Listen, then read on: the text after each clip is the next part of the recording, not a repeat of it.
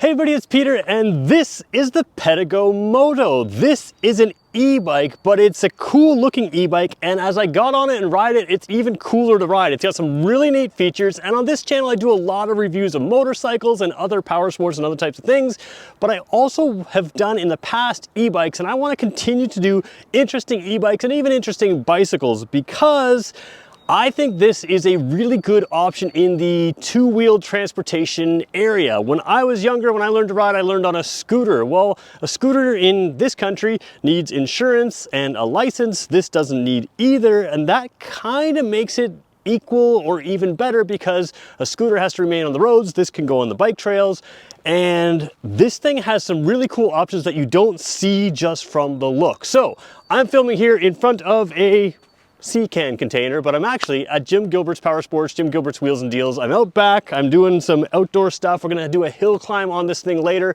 so you can see it in action.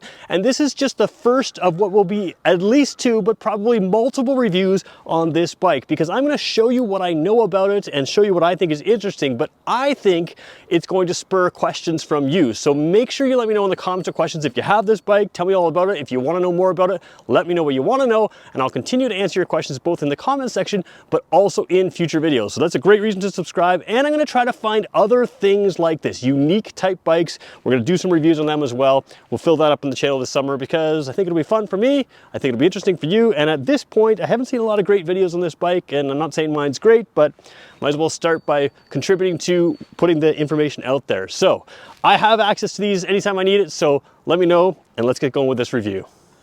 So let's just start with, what is this? This is an e-bike. Real quick, what an e-bike is, it has bicycle components. It also has a battery and a motor. That motor allows you to have pedal assist. It works like a Prius. It works like a hybrid. So as you pedal, it's going to give you varying levels of assistance. So that means you can be pedaling and enjoying yourself, but you're as fast as the spandex crew, but you can dress like this or even more fashionably and ride this thing and fit right in.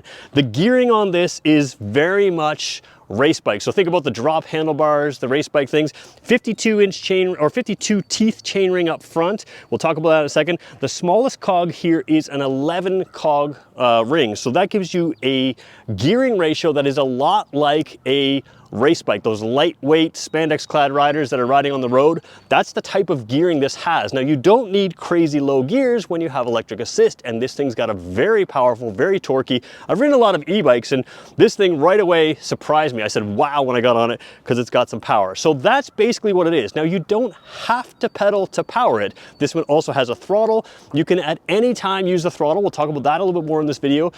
So you can just give yourself a little extra assistance from where you're set, or you can use only the throttle and go on this. Now, this one's rated for about 20 miles per hour plus of speed. And yes, I'm using miles per hour even though we're filming in Canada, because that's what I've got. Kilometers per hour, it's probably around 32-ish. But it can go up to 28 miles per hour with, I believe, some software settings here. And again, this is new to me, so I'll look into how to do that, but it does list up to 28 miles per hour of power there. So in that 20 plus miles per hour, they give it a rated range of 75 miles, which is a lot. Now, sometimes they overrate those, but the reality is if you're pedal assisting on this, or even if you're just using the throttle, you probably have hours and hours of riding, unless you're doing everything straight uphill. But even then, you probably have an hour of uphills, unless it's a crazy hill. So you've got all the range you need. So basically, it's a bicycle, but of course they called it the Pedego Moto, and it's got motorcycle-like components, so we're gonna start looking at that as well before we jump on it, ride it, and also take it up a hill climb to sort of do a stress test with it. So let's get going. So when I review motorcycles, I often talk about the front wheel because you can tell the manufacturer's intent. Now, that's not so much the case with this, but it is worth taking a look at the front wheel because you've got a lot of unique things. First of all, the tires themselves are probably about 4 inches wide. I haven't checked the exact spec, but that looks to be exactly what it is. What are they at here? Yeah, 20 by 4. So they're 4 inches by 20-inch tires. So what you have here is a tread pattern that is far more road friendly. They're not going to have that buzzing type noise that a true off-road tire would have, but they're very deep grooves. They're going to clear water, rain, mud, that kind of thing. So it's designed for a trail system, that kind of thing. I'd be confident taking this off-road. I wouldn't have any issues with that, but it's designed to sort of be an all roads kind of bike. So the tires we've talked about. The interesting thing is down here, I think this is a plastic or composite type wheel. Maybe it's metal, I'm not sure, but it's a very hard motorcycle style kind of wheel there. Again, I'll have to look into some of that. And then you have a motorcycle style suspension, but not just any motorcycle style suspension. You have an upside down suspension. So this is what you see on a motorcycle world on more high-end bikes, things like race bikes, that kind of thing. And it gives you two unique benefits. First of all, it gives you, well, three actually. It gives you less unsprung weight. So unsprung weight is a good thing when you're on a motorcycle. So that's good. It gives you more stiffness up top, which is where the pressures are in braking. Doesn't matter as much on a bike, maybe as much, but it also gives you adjustment. So you can adjust the suspension for rebound and compression damping. That's a whole other video, but the point is you can customize the suspension to make it fit for you. Softer, firmer, that kind of thing, make it work for you. So that's a pretty good start just here on the front wheel. Let's keep going through the bike. All right, so a traditional bicycle has a triangular type frame to it, usually because that's the lightest and strongest way to go about it. Now, one of the benefits with e-bikes is you're not seeking out the lightest possible system, and that allows you some versatility to do all kinds of things. So there's a lot going on here that's different. There's still some triangles through here, but it's a little different. First thing you have is a step-through design to the frame. And what that means is it's just gonna be really easy to get on. You're not lifting your feet over a high bar here. And that's important because you're not lifting your leg back over the back. If you have a passenger on there, you're going to want to step through. So whether you're over the back or step through the side, it's very easy to get on. That's a good thing. So that means it's available for a wider range of riders. You don't have to just be like a young, cool kid to ride a motorcycle type thing. Anybody who wants a step through design with a seat like this, we'll talk about the seat in a second. Let's look through what we've got. The battery is protected if the bike was ever dropped. It's protected by the frame here, but it also has a good sized battery and it's centrally located. So that's gonna centralize that weight. And this of course is not suspended, right? This is all on the frame itself. The rear section is suspended, so we'll talk about the suspension there. The front fork is suspension. So you've got a strong design, good place for the battery, easy to see. We'll talk about that a little bit further. Now we talked about the chain ring here. 52 teeth is again, race bike amount of teeth. There are plenty of drop bar carbon fiber bikes that have a smaller chain ring on the front. It's just a single chain ring on the front, so there's no derailleur to deal with. That's all good. And you have an aluminum plate on both sides, this side and that side, which means you can wear your regular pants with it and it's not going to hit the chain and get all covered in stuff like that. But it also gives you a little bit of protection from hitting stuff. You know, if you're hitting anything along there, yeah, you're not going to damage anything. Then you've got some more interesting stuff going on back here. This is a pivot point. So this rear area pivots into a dual suspension. So it's got suspension on this side and on that side, a lot like a motorcycle. They appear to have some adjustment in there. I'll have to dig into that a little bit more, but that would make sense from what I know. And then you have these, which we're going to zoom in a little closer to see them in a second.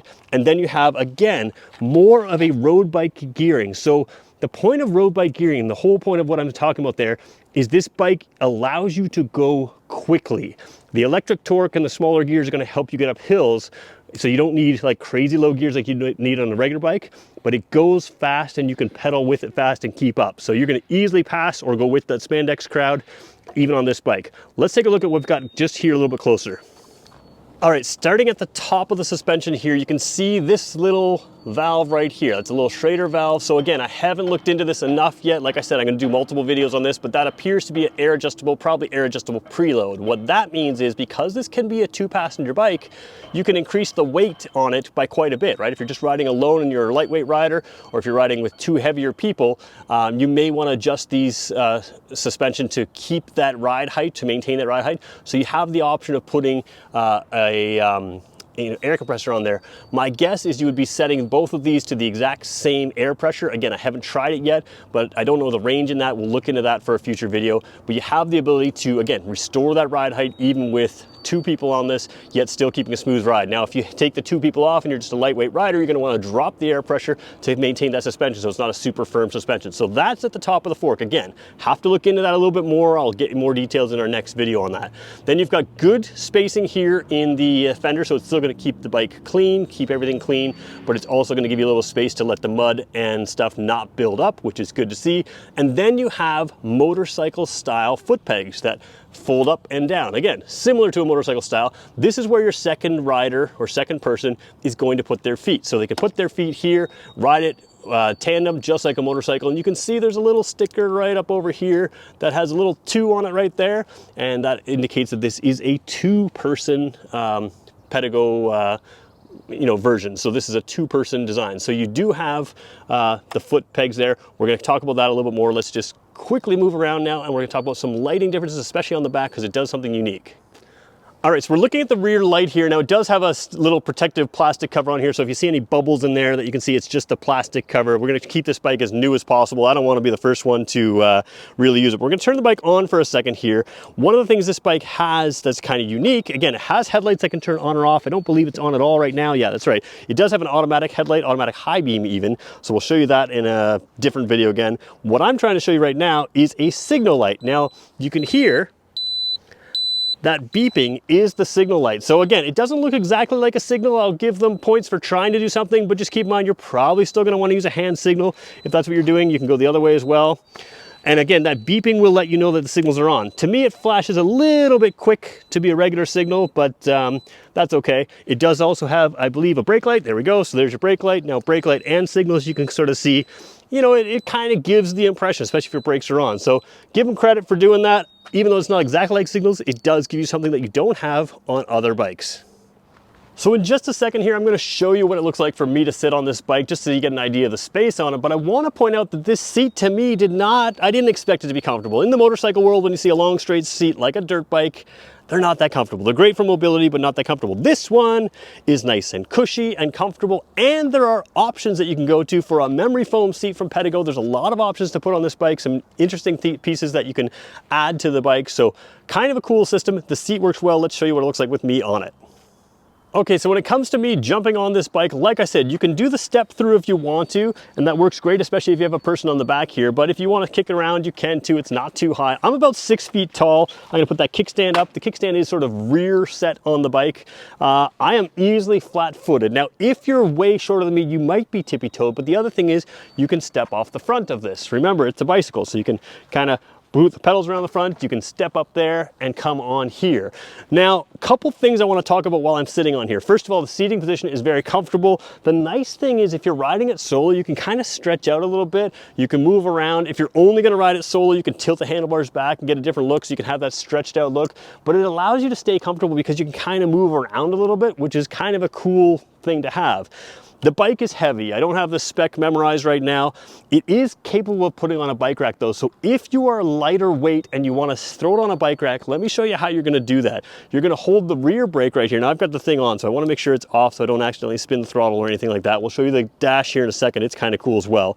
But if you were putting this on a bike rack, line it up with the bike rack tray. So the rear wheel tray here, the front wheel tray there. You're going to hold this brake and you're just going to roll back. It's very easy to do. You're going to set the front tire in that tray, right? So then it'll stay upright on its own, but it'll be in the tray. Once you do that, you can come over here, and because the front tire is in the tray, you got 2 hands to lift the back up on your own. It's not something that you're easily gonna muscle up like that on your own. It is a little too heavy for that, but it is easy to take on a tray style bike rack. It is something that you can do. You'll have to figure out exactly what style bike rack, whether it holds on the wheels or something else, but it's not impossible to take on a bike rack. The other thing worth pointing out is there are all kinds of braze-on points here. So what we call water bottle holders down here. There's 1, 2, 3, 4, 5, 6, which means 12 because there's the same on either side. So there's lots of options to put things on here to attach accessories in the future, which makes it kind of cool. Another thing that the electronics let you do is add sort of the lower lighting. You ever seen those kind of like cars that have that glow light underneath that? That's a factory option on this. You can have a glow light underneath that. You can plug it right into the system. Kind of a cool thing to have. Speaking of electronics, let's show you the electronics before we get going. So when we talk about electronics, again, this is my first time with the bike. I'm going to show you the basics in here, but we're going to go a more in-depth system when I've for sure learned. And it's the kind of thing where I think I know how I work everything, but I don't want to have my first video be incorrect if there's something that I don't know that works. I wanted to get this video up as soon as I could for you. So we're going to show you the basics, how to work things, and then go from there. Now, first things first, it does have hydraulic disc brakes. You can see it says mineral oil here. You probably can't see that, but that means that they're good feeling. They're also very strong. Again, for a heavier bike, a bike that could take 2 people, you need very good brakes and they feel very good, and they will be very good. They're capable of taking the weight. Now zooming in here a little bit, I'm going to try to get the screen and the controller in here as best I can. So let's just kind of go all the way in. Maybe we got to come out just a hair. So there we go. All right, so this is essentially your controller. Now this is basically headlights. So you've got high beam, low beam. You can turn your headlights on and off. We'll switch through some things. I'm filming outside, so cameras never film screens very well, but let's see how well we can get this going here. Hello Fun, there's Pedego's logo. So it comes on there, and this is a color screen. Now I can tell you right now, the colors are showing up better for me in person than they are on the screen, but again, we'll film this indoors one time as well and get an idea. So the basic screen tells you the C2 is the drive mode that you have it in. Again, this is sort of like the Pedego standard, like 20 plus miles per hour, not the 28 miles per hour. You've got 68% battery life, so you can see not just the bars in the battery. A lot of times e-bike manufacturers will put 5 bars there, which only tells you 20%. So if you're at 81% or 99%, you have no difference. And more importantly, if you're at, very low percent, you don't really have a sense. Is it like 20% left, or is it like 1% left? So again, I like having the bars as an indicator, but also the percentage. So 68 here, you've got some time. You can cycle through some options there. So there's a trip meter, odometer there, and the time there. And then you've got cruise. Now, cruise control is an interesting word here. What that really means is pedal assist numbers. So pedal assist numbers are pretty simple. You're gonna go up here and you're gonna cycle through. So we're gonna go all the way up, level 1. So again, as I'm pedaling, it's going to sense that I'm pedaling, and it's going to give me a little bit of assistance. Now, level 1 is probably all most people need to use. It is a very strong level 1, which is perfect. So you can pedal like a regular bike with everything off, or as you pedal, you get assistance. Level 1, level 2, level 3, level 4, level 5, and each of those increase the power as we go. Once you hit level 5, you've kind of reached the end. So when it's like that, I just want to show you the throttle here. We're going to try to scroll across. The throttle is the inside piece of the handlebar here. When you spin this and the green light's on, it will allow the throttle to work in addition to the drive modes or the drive settings. So let's just show you what I mean there. So level 5, you're basically putting out full power. Let's say I'm in level 2. And that's driving along just great on level ground, but then I get to a hill. Now, instead of clicking this up to number 5 to give me more assistance, I have the option of just rolling that throttle a little bit to give me essentially the level 5 power, and then to back it off when I hit the top of the hill. So a lot of times you have that little slope up that you just want to get a little more power. Instead of switching gears like you would on a regular bicycle, instead of adding power modes like you would here, you can just roll that throttle. That's one of the nicest things. The other nice thing about the throttle is you can stop from a stop. You can keep it in high gear, roll the throttle on until you're up to speed, and then continue pedaling, and you can keep it in high gear, so less gear shifting. Here's your signal switches down here. So headlights, high beams, low beams, on and off, and there's an auto setting there, which I can't get to activate right now. It was when I was indoors, the headlight came on. Again, I have some learning to do here. I'm not gonna pretend like I know everything, but I'm hopefully giving you some information. We'll go through there and go on. But the signal lights I wanna show you as well. You can hear them again.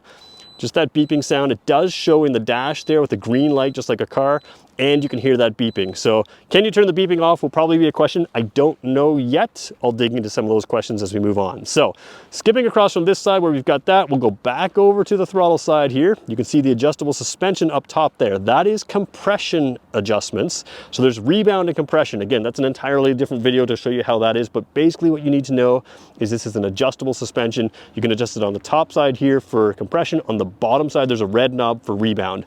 Again, that's another video to kind of explain that, but point is you can get it to be comfortable. And then over here on the throttle side, it's a simple thumb mounted here. I was gonna say trigger, it's not trigger. Single down or single shift to a harder gear, multiple shift to a lower gear. So like one, I can't really do it right now. I think I'm in the low gear. Yeah, so 1, 2, 3, for instance, 1, 2, 3, right? So you've got the multiple shift here, single shift there, all with your thumb, and that fits again with the throttle. Now you can see that green light there. Let's go back to the computer. Again, I know I'm going back and forth here. Hopefully you're staying with me here. Back to the computer here. Once you get below level 1, you can have it off, which is where we had it, but you can go one step further and go to throttle only. Hopefully you can see that there. It says throttle only. When you're in the throttle only mode, the throttle has a blue light. This is something Pedego's been doing for a while. So again, you always know when your throttle's active. If it's red, it's not active. If it's blue or green, the throttle's active. The blue mode just tells you that it's only throttle. What that means is you can pedal the bike like a regular bike with no assistance, but when you get to a hill or anything else, you can use the throttle. That's the throttle modes. let's talk about the headlight real quick. All right, looking at the headlight, the bike is in the shade right now just for easy filming. You have the daytime running lights of the 3 beams out here, the 3 beams out there, and the Pedego to me appears lit up. Maybe the Pedego's not. Maybe the Pedego's not, but these 3 are definitely lit up here. Now, let's see if I can activate the headlight. I don't know if I can. Is it on? It is on. So there we go. The headlight should be on. Trying to see, there we go. So that's the top side there. And then I should be able to do the high beam as well. There's the high beam. Now again, it's not showing great on camera, but it's very bright. So not just a be-seeing light, it's a light that will help you see. Now what I like about it is it does look motorcycle style, but it's not just about style, it's totally about function. What I don't like about it is between the mineral oil brake lines, between the electronic throttle, the computer lines here, the controllers, all those kinds of things, there's a lot of wires here. I would like a little better hidden cable management here. It's really my only fault with this bike. Let's keep going. We'll wrap this up and talk about who it's for and who it's not for. All right, so we're about to do a stress test up a hill. We'll do that just after this. Usually I wrap up with this section, but if you made it this far, stay on for the stress test. We'll show you what it's like to go from throttle up a hill from nothing, just so we have a comparison purpose. I can tell you what it feels like and hopefully you can see it as well. But who is this bike for and who is it not for? Who is it not for? There are e-bikes that are good for fitness as well. They allow you to actually put pressure in and have some fitness out of it. And this one does have a setting, I haven't even talked about that yet, where you can set it to sense your torque and also sort of have that adjustment there as well. That's something I'm still gonna have to dig into with this computer type setting here. I've learned a little bit about it, not fully about it. So it does have that, but this is not something that I would really encourage you to use as a fitness e-bike. It is a transportation device. You will get a little bit more fit. There's a lot of evidence out there that if you just get out there and spin your legs and that kind of thing, you'll ride a lot more with an e-bike because you don't worry about the hills. It's not stressful. You can make good time, so it doesn't take forever to get from A to B. And you will get fit, but it's not a fitness bike. There are better e-bikes for that. The other thing it's not for is it's not for someone who's regularly going to be taking this on the roof rack of the car. You won't be able to lift it that high. And if you are, then you probably don't want an e-bike. You probably have a different kind of bike altogether. But this is not something that is super, super, super portable. There are better options even within the Pedego lineup of something that you can throw on the car every time.